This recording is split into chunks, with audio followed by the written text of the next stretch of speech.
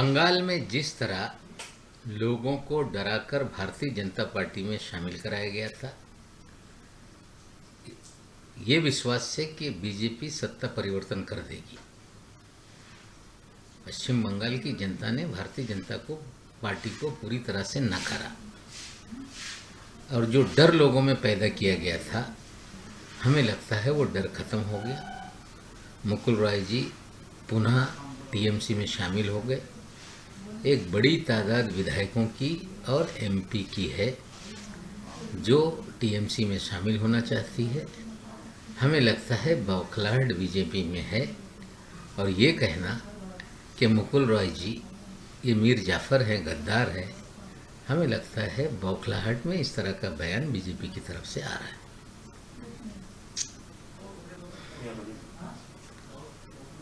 लगातार खबरें योगी मोदी जी के विवाद की पहले बीजेपी ने चलाई।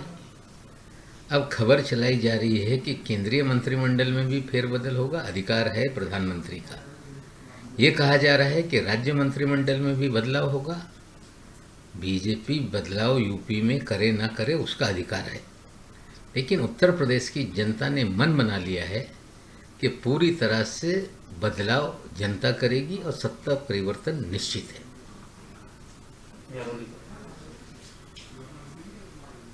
आईसीएमआर की तरफ से सीरम सर्वे किया जाता है और निश्चित रूप से इस सर्वे से कितने लोगों को कोविड हुआ था इसका डाटा सामने आता है।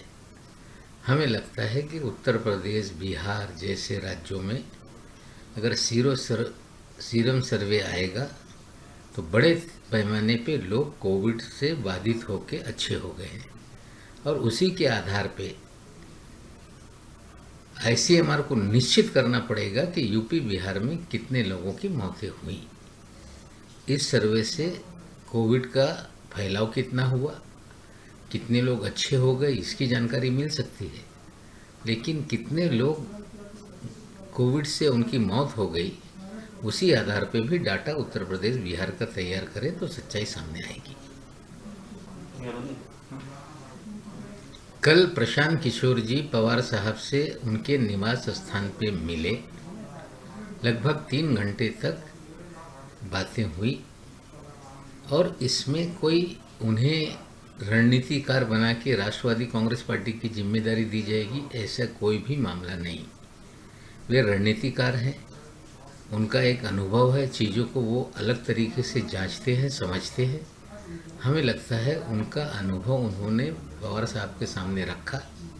देश में राजनीतिक परिस्थिति क्या है निश्चित रूप से उसकी जानकारी दी होगी, और ये बात सच है कि पवार साहब की इच्छा है कि देश में सारे विपक्षी दलों को एकजुट करने का काम किया जाए। वो लगातार ये बातें करते आए हैं।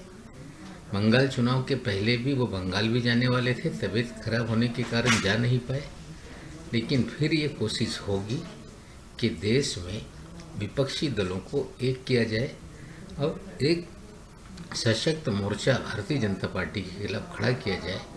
इसके लिए राष्ट्रवादी कांग्रेस पार्टी पहले से प्रयत्नशील है, इसकी पक्षधर है। आने वाले दिनों में ये प्रयास किया जाएगा। अगर आपको हमारा वीडियो पसंद आया हो तो इसे लाइक करें, सब्सक्राइब करें और साथ ही बेल आइकन दबाना ना भूलें।